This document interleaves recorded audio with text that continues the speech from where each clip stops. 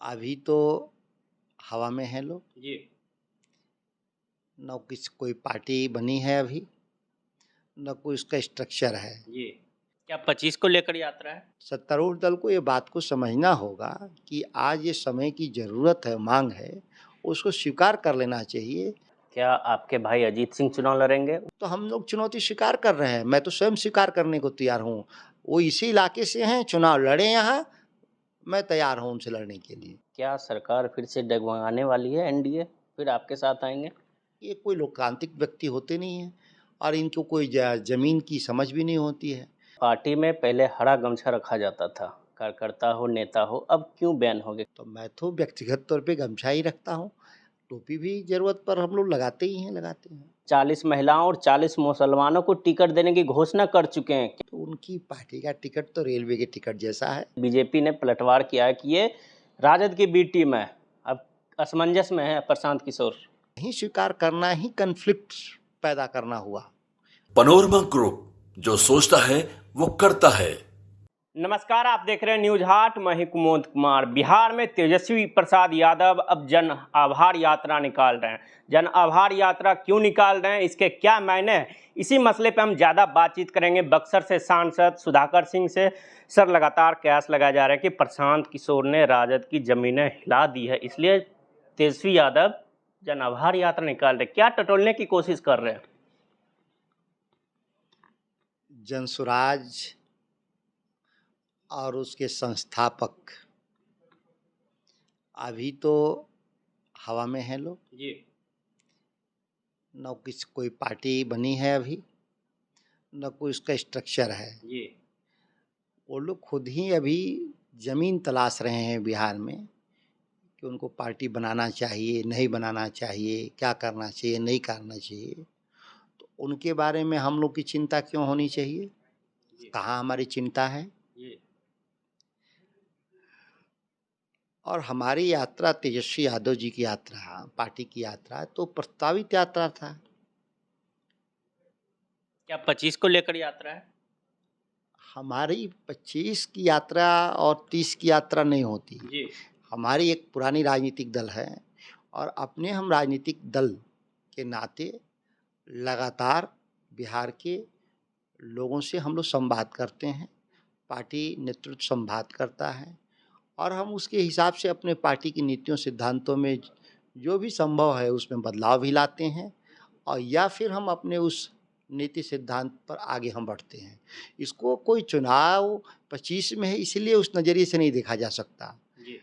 इससे पहले भी हमारी यात्रा तेजस्वी जी की हुई थी, लोकसभा चुनाव से पहले या इससे पहले भी यात्रा हुई थी उनकी। तो यात्रा तो एक हिस्सा होता है राजनीतिक सामाजिक जीवन का और यात्राएं सतत चलती रहती हैं। रामगढ़ में उपचुनाव है, क्या आपके भाई अजीत सिंह चुनाव लड़ेंगे? उधर प्रशांत किशोर ने भी ऐलान कर दिया कि रामगढ़ से उपचुनाव होगा, हमारी पार्टी के लोग वहां से चुनाव लड़ेंगे। राष्ट्रीय जनता दल का वो सीट है, इस विधानसभा का राष्ट्रीय जनता दल के कार्यकर्ता चुनाव लड़ेंगे और प्रशांत किशोर जी अगर कोई पार्टी बना करके चुनाव लड़ते हैं तो उनके जैसे लोग तो रामगढ़ में लड़ेंगे ही ना, 1 दर्जन 2 दर्जन। जी। छोटी छोटी पार्टियां लड़ती ही है ना, ऐसा तो नहीं है कि वहाँ रामगढ़ में केवल 2 ही पार्टी चुनाव लड़ती है, हमेशा 1 दर्जन 1.5 दर्जन चुनाव लड़ते हैं लोग। इस बार भी लड़ेंगे, क्या फ़र्क पड़ता है राष्ट्रीय जनता दल को। क्या आपके भाई लड़ेंगे या फिर कार्यकर्ता लड़ेंगे राजद से? पार्टी शीर्ष नेतृत्व तय करेगा कि कौन लड़ेगा, जो भी लड़ेगा उसका साथ हम लोग खड़ा रहते हैं। उसमें कहीं ये फ़र्क नहीं पड़ता कि कौन लड़ेगा। सर, आपके पिताजी प्रदेश अध्यक्ष जगदानंद सिंह, वो अब पार्टी में पहले हरा गमछा रखा जाता था, कार्यकर्ता हो नेता हो, अब क्यों बैन हो गए? क्या है इसके मायने? अब टोपी पहनने को कहा गया है। नहीं, कोई बैन नहीं है, हरा गमछा नहीं रख सकते, ऐसा तो कहीं नहीं है। कहीं चिट्ठी निकला है क्या ऐसा? मना कर दिया गया। नहीं, ऐसा कहीं नहीं। हरा गमछा हम लोग धूप में इस्तेमाल ही करते हैं, धूप के लिए भी, पार्टी के से प्रचार के लिए भी या सामान्य प्रयोजन के लिए भी गमछे का इस्तेमाल करते हैं।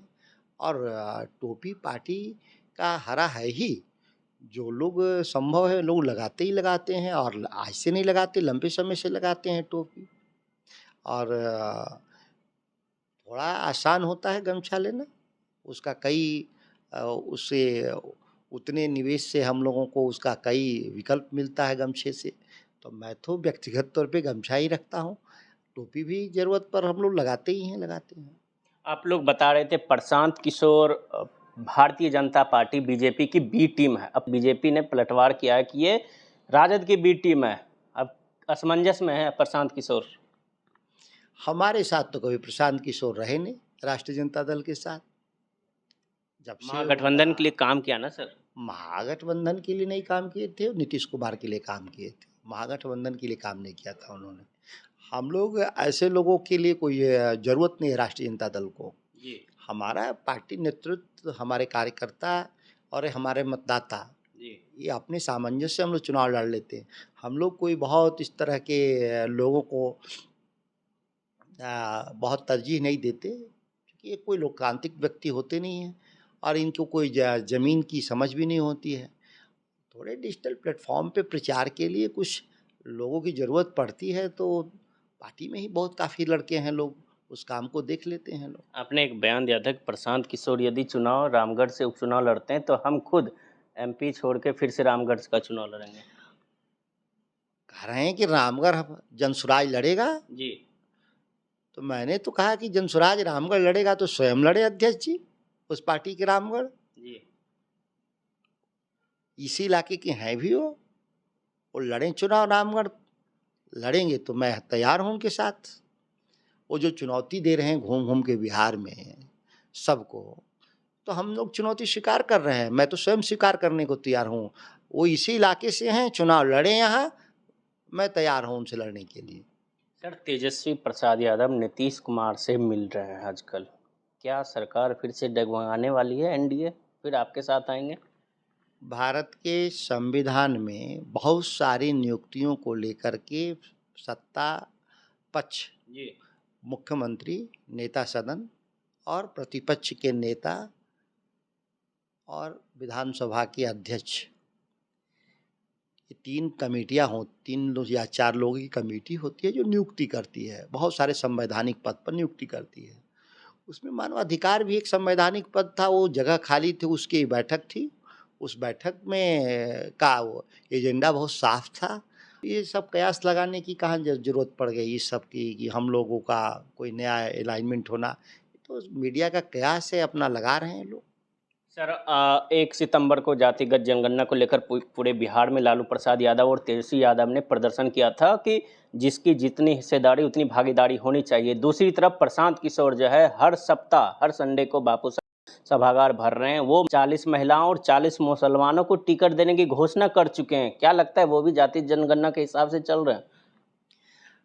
जिस पार्टी का वजूद नहीं, जिस पार्टी का गठन नहीं, जिस पार्टी के पास लोकप्रिय समर्थन नहीं, तो उनकी पार्टी का टिकट तो रेलवे के टिकट जैसा है, जो मर्जी उनके यहाँ। अच्छा, रेलवे की टिकट जैसा आप बता रहे हैं? हाँ, जो मर्जी हाथ लगाए हुए हैं टिकट के लिए। वहाँ तो कोई नीति और विचार तो है नहीं जिससे जुड़े हैं लोग, लड़ने के लिए लगे हुए हैं सब लोग। जैसे होता है रेलवे टिकट के लिए आदमी हाथ लगाए रहता, मिल गया तो यात्रा कर लेंगे, हम दिल्ली चले जाएंगे, तीर्थाटन कर लेंगे, उसी तरह से उस पार्टी में लोग हाथ लगाए हुए हैं, कह ही रहे हैं कि हम पैसा देंगे लड़ने के लिए। पहली बार भारत की राजनीति में कोई कह रहा है कि राजनीतिक दल पैसा देगा चुनाव लड़ने के लिए। तो ये पैसे कौन दे रहे हैं, पैसे कौन लगा रहे हैं लोग? बिहार के लगभग महत्वपूर्ण लोगों को मालूम है कि कहाँ से पैसे आ रहे हैं। सर, आरएसएस का एक बयान आता है कि जातिगत जनगणना नहीं कराया जाएगा। यदि जातिगत जनगणना होती है तो हमारे समाज के लिए खतरा है, जातीय उन्माद फैलेगी पूरे भारत भर में। आप जातिगत जनगणना की लगातार मांग कर रहे हैं। संघ कोई राजनीतिक दल नहीं है कि उसके संघ का ही भाजपा है तो सर। कोई बहुत बयान का महत्व है। भाजपा यह बात कहे तब हम लोग को समझ में आए क्या कहना चाहते हैं लोग। एक राजनीतिक दल के तौर पे, सत्तारूढ़ दल के तौर पे उसके बयान महत्वपूर्ण है कि क्या चाहते हैं, क्या करना चाहते हैं। राष्ट्रीय जनता दल, इंडिया ब्लॉक और भारत के लगभग महत्वपूर्ण दलों के भीतर आम सहमति है इस विषय को लेकर के। अब इसमें पीछे हटने का कहाँ सवाल है। सत्तारूढ़ दल को ये बात को समझना होगा कि आज ये समय की ज़रूरत है, मांग है, उसको स्वीकार कर लेना चाहिए। और ये नहीं स्वीकार करना ही कन्फ्लिक्ट पैदा करना हुआ। अगर राष्ट्रीय स्वयंसेवक संघ या उसका अनुषांगिक संगठन भारतीय जनता पार्टी अगर तैयार नहीं है, तो आप कन्फ्लिक्ट में जा रहे हैं। तो ये अभी जो वर्तमान जो राजनीतिक परिस्थिति है, मुझे नहीं लगता है कि ये लोग नीतीश कुमार पे प्रेशर बनाएगी आरजेडी किस काम के लिए। जातिगत जनगणना को लेकर। जातिगत जनगणना तो बिहार में पूरा हो चुका है, लेकिन 9वें सूची में नहीं डाला गया और आरजेडी कह रही कि पूरे भारत में हम करवाएंगे। ये अनुसूची तो केंद्र सरकार के दबाव के लिए हम लोग का है। भारतीय जनता पार्टी की जो दिल्ली में सरकार है उसके लिए, चूंकि उसके अधिकार क्षेत्र में है। बिहार के तरफ से तो हम लोग 9वीं अनुसूची के लिए सर्वानुमति से हम लोग प्रस्ताव भेज दिए, जो आज तक स्वीकृत नहीं हुआ। भारतीय जनता पार्टी पर वह दबाव जरूर रहेगा कि इस कार्य को पूरा करे, अन्यथा पहले ही वो बहुमत से नीचे आ गए हैं। आने वाले चुनाव में भारतीय जनता पार्टी बिखर जाएगी एक राजनीतिक दल के तौर पे। सर, एक आखिरी सवाल चिराग पासवान को लेकर। चिराग पासवान भारत सरकार में मंत्री है, मोदी सरकार का हिस्सा है, लेकिन लगातार वो मोदी सरकार की कोई भी योजना आती है या कोई भी नियम आते हैं उनका विरोध करते रहते हैं। अब पशुपति पारस ने साफ कहा है कि आने वाले चुनाव में चिराग पासवान अलग चुनाव लड़ेंगे बिहार में। कितना फायदा मिलने वाला है राजद को? मैंने कहा बिहार में बहुत सारे राजनीतिक दल हैं, बन भी रहे हैं, पहले से हैं। किसी के अलग लड़ने से, एक साथ लड़ने से कोई हम लोग को नहीं हरा देगा। हम लोगों के लिए हमारे, आप देख रहे हैं लगातार 3 चुनाव से कि हमारा मत प्रतिशत बिहार में बढ़ रहा है। बीजेपी बार बार कहती है कि चिराग यदि अलग चुनाव लड़ती है तो राजद को फायदा मिलता है। इस बार भी पारस कह चुके हैं कि चिराग यदि बिहार में लड़ते हैं तो आरजेडी को फायदा होगा।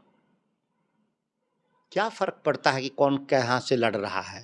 राष्ट्रीय जनता दल का स्वयं जन समर्थन लगातार पिछले 3 चुनाव में हम बढ़ते बढ़ते हम 41% मतदान पर मतदाता, लोकप्रिय मतदाता हमारे साथ आज हैं। और आप देखेंगे 25 में कि हमारे पास 45-46% तक वोट हमारा बढ़ के चला जाएगा। बाकी वोट में सब लोग बटेंगे, वो गठबंधन बना के लड़ें, एक साथ लड़ें, सब कोई फर्क नहीं पड़ता राष्ट्रीय जनता दल पर और इंडिया ब्लॉक पर। हम लोग मजबूत हैं आज के दिन में और हम लोग बिहार की सत्ता में आएंगे 25 में। चलिए, ये थे हमारे साथ बातचीत करने के लिए बक्सर से राजद सांसद सुधाकर सिंह। न्यूज़ हाट के लिए दिल्ली से कुमुद कुमार, धन्यवाद।